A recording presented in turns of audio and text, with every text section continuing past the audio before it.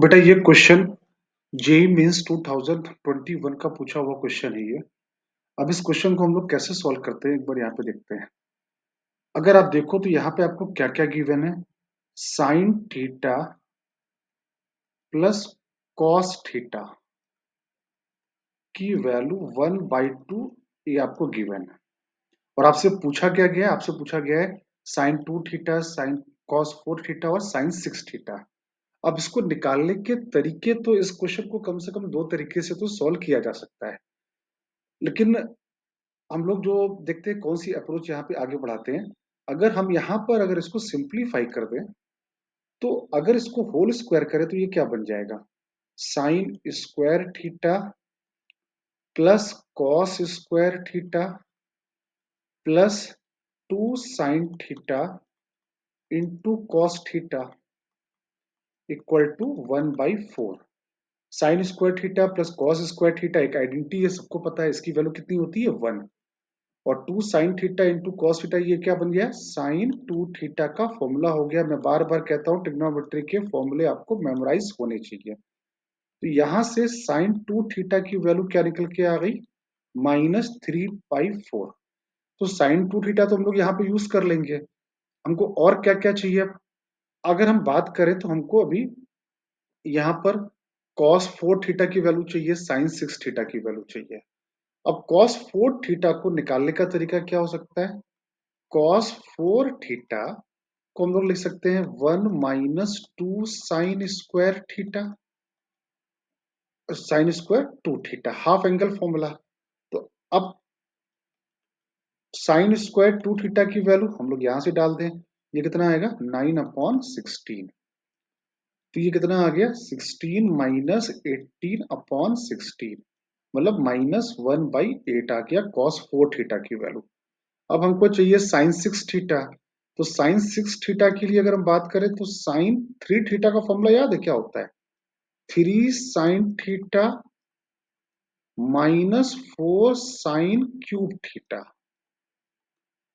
तो वैसे ही साइन 6 थीटा का फॉर्मूला क्या हो जाएगा, 3 साइन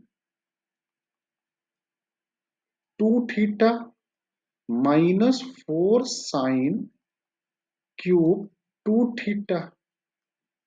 अब साइन 2 थीटा की वैल्यू क्या है हमारे पास, -3/4। 4 साइन क्यूब थीटा की वैल्यू -27/64। तो ये आ गया -9/4 प्लस 108/64। एलसीएम अगर ले लें तो ये कितना आया 144 प्लस 108, तो -36/64 या -9/16। ये वैल्यू आ गई आपकी, इसकी वैल्यू आ गई साइन 3 थीटा की वैल्यू आ गई यहाँ पर। अगर इस क्वेश्चन को अगर हम अब हमको निकालना क्या है, we have to find this, हमको ये वैल्यू यहां से निकालनी है, ठीक है ना। अब इस वैल्यू को निकालने के लिए अगर हम बात करें यहाँ पर तो अब ये वैल्यू हमको फाइंड आउट करनी है।